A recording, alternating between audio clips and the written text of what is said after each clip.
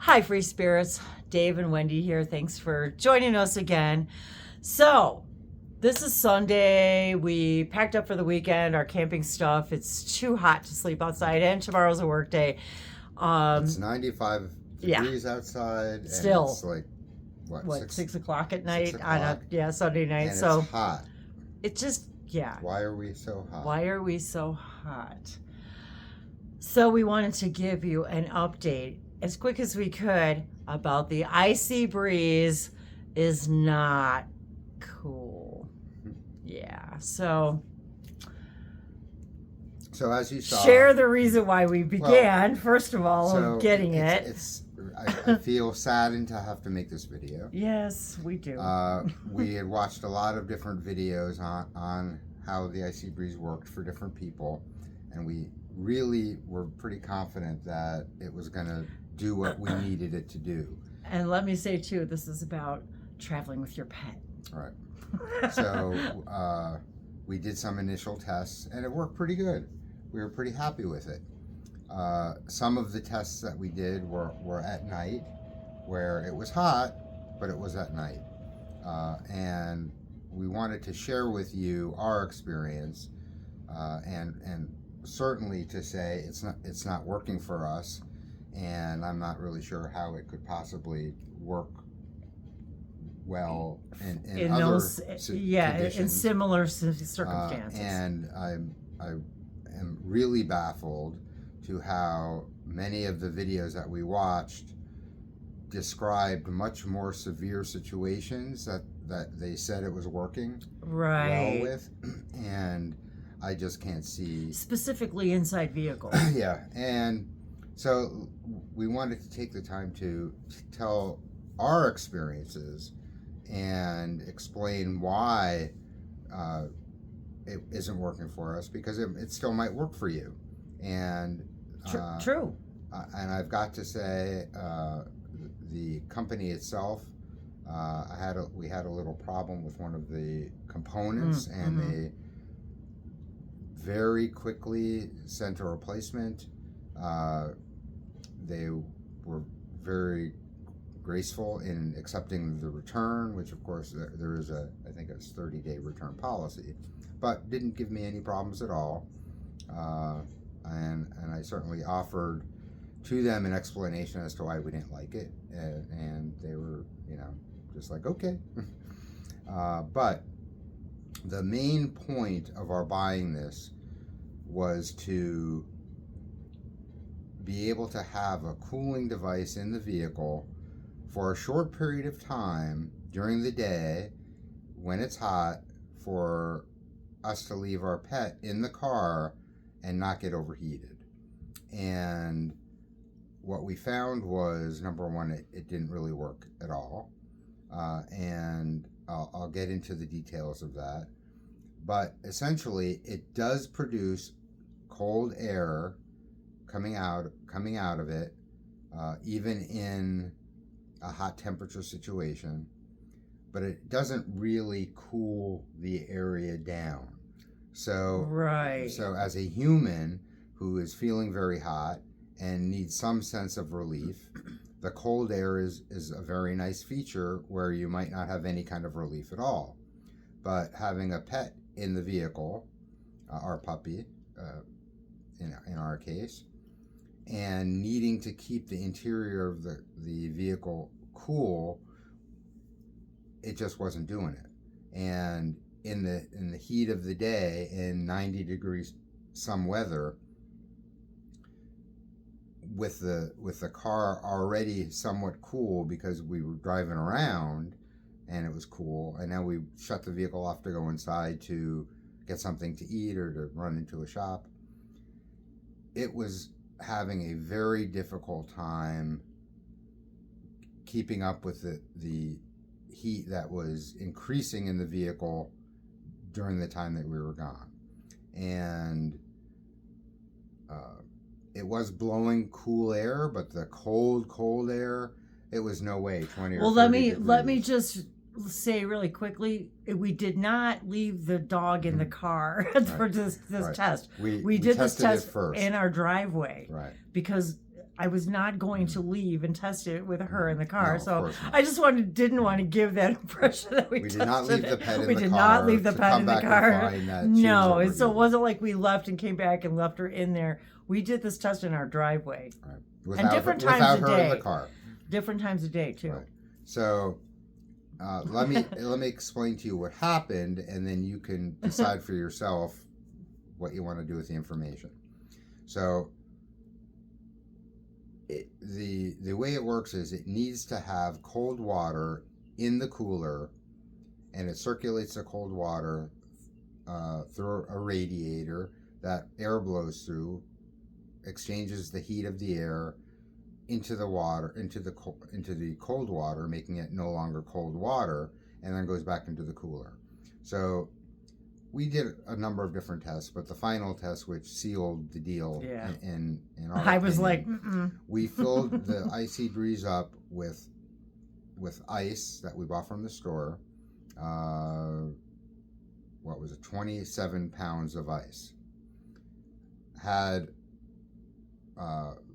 enough water in it for it to operate properly, and turned it on. So we checked it. You checked it pretty 15, regularly. 20 minutes. Cold air was coming out, but it wasn't effectively keeping the area even where the puppy would be in the car cooled down. So even though it was pumping cold air out, it wasn't really cooling the ambient temperature. It wasn't keeping up with the heating of the vehicle just being in a normal day outside. Now, of course, it was hot, but that's the point. But that's the point. If it wasn't hot out, we wouldn't need an IcyBreeze. So, and we are in central Alabama, just in case you're wondering. Right. So it's subtropical here. Yeah. So this was not hot Florida sun either, which we're very familiar but also with, not up north. So not up north. So in an hour's time, number one, the only way I could get any real cooling effect was to turn it on the full maximum settings, which the version that we had like a super setting, which actually just increased the flow pump rate. The only way to see any effect at all really was to turn it on full high, the high pump setting, and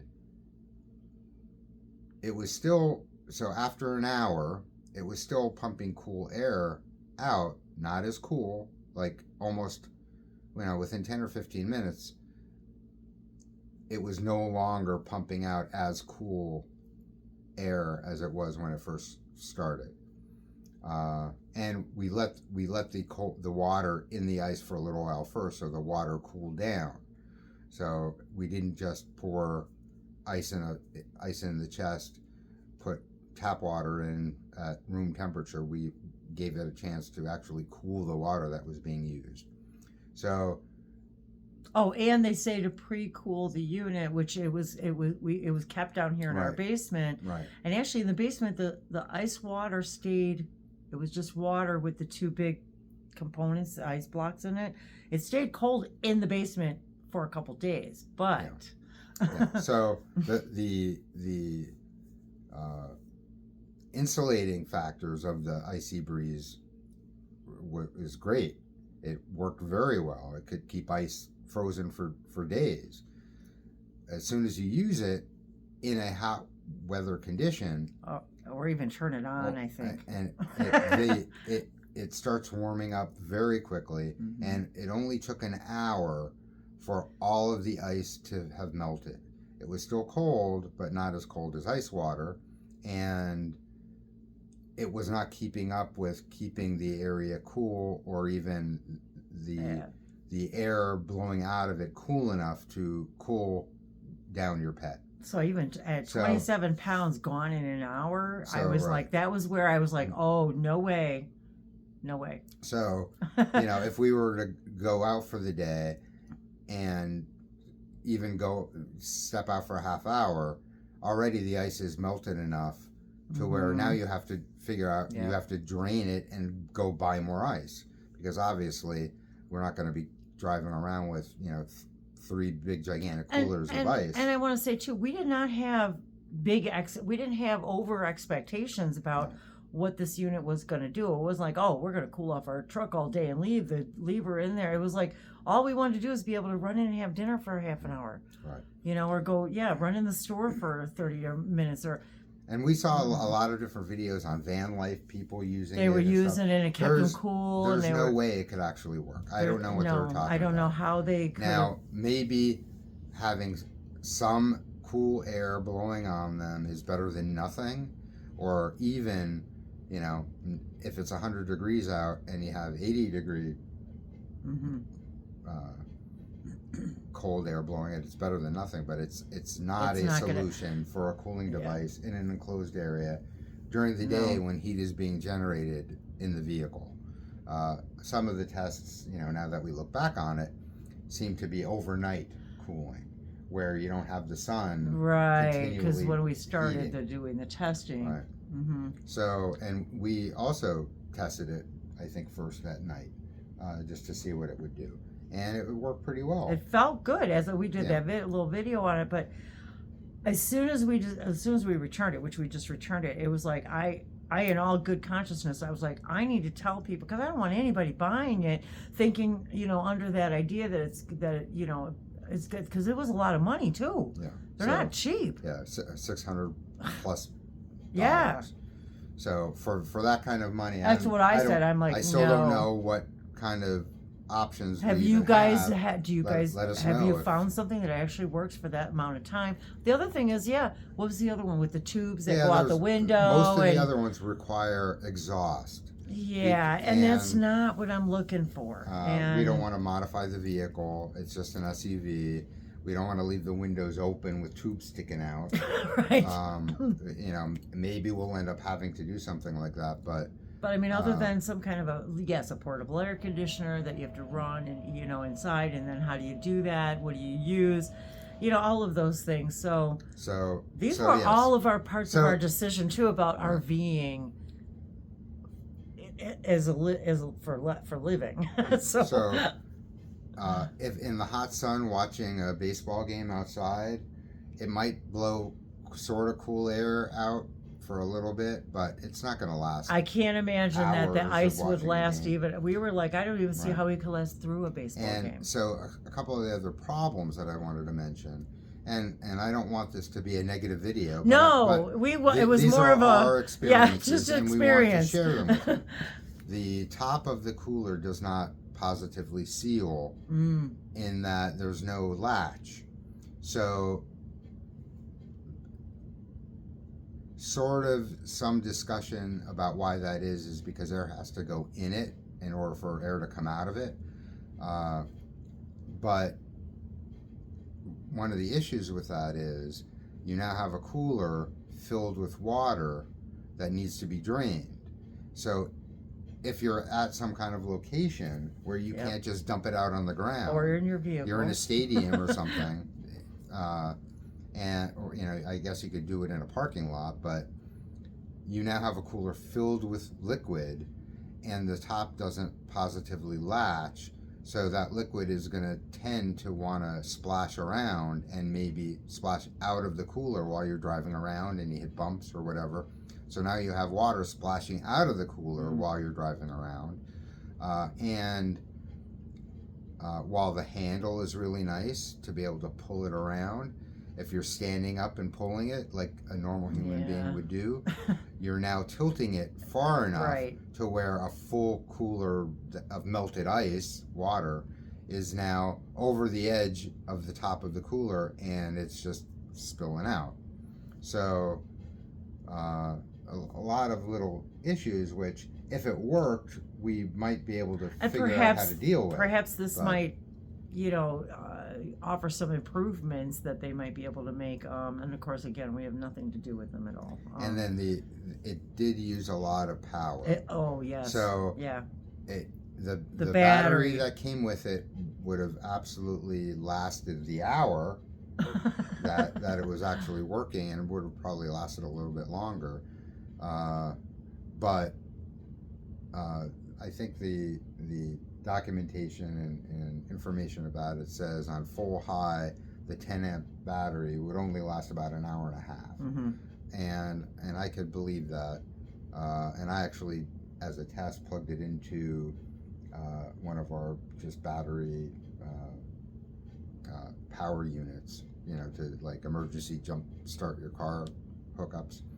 And it ran fine with that, and it was draining it down, but it doesn't really help to have a battery source that could last hours and hours when the water has completely melted and the use of it is now continually warming up the water. Right. And we knew that was something that happened. We just didn't expect that it was going to be happening within an hour, because they sort of advertise it as put your drinks and stuff in it, and all the reviews say you can't put food do or that. drinks People who even did that Yes. reviewed them were like, yeah, don't put your drinks in there. It doesn't. It's gonna warm it immediately. So I'm not really sure how the product could be corrected.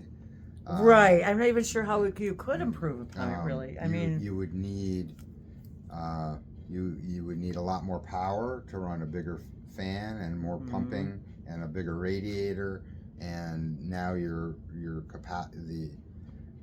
You probably need a larger capacity of ice, so now you're not talking about a typical cooler sized device, and you're still melting ice. Right. And we knew that was how it worked. We didn't expect it to not be able to keep up for such a short amount of time. We thought for sure it would last a little while. It would run an hour. We'd have ice left. We'd be able to shut it off. The cooler would keep the ice cold for however many hours until we needed it again. And then at the end of the day, we knew we would have to replenish the ice. And empty it. But out on the road. Oh, that was the other thing. If you buy the ice blocks, which we did, which does not come with it, correct? The ice, they're ice block containers that you fill with water. You fill with water. But then again, we were talking about the warm water. Well, now you have to refreeze those now. So now if you buy those containers, you have to refreeze them somewhere. Right. So it assumes you have a home with a freezer to refreeze. Big enough to refreeze them. Right, and it barely fit. This freezer right here, the side by side, it took up the entire space of one of the shelves of the side by side and just fits. Right. And while they claim that those ice blocks are designed to give more surface area for better water cooling, they're not even in the same ballpark as just regular ice cubes. The water is not immersed in enough area of cold ice to keep up with cooling the water as it flows through. And in fact, using the ice blocks as opposed to regular ice cubes, it actually started blowing out hot air. It was, we were really surprised. Yeah, so the recirculating water was actually not even cooling down fast enough with the ice block. And again, this is and we played with it a lot. An unbiased video about this, something that we were really, really hoping would work. So we wanted to be sure that we let you guys know. Let you guys know as soon as possible.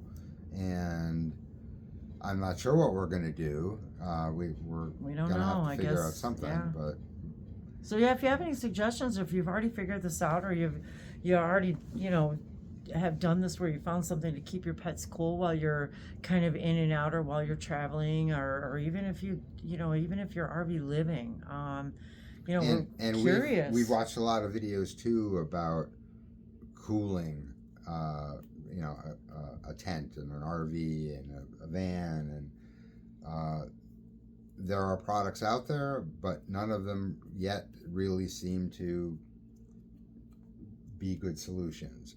And power becomes an issue too, where everybody, everyone knows, right? who So RVs. we're in an SUV, so we could have a power station if we needed to and when it runs out, go home and plug it Yep. in.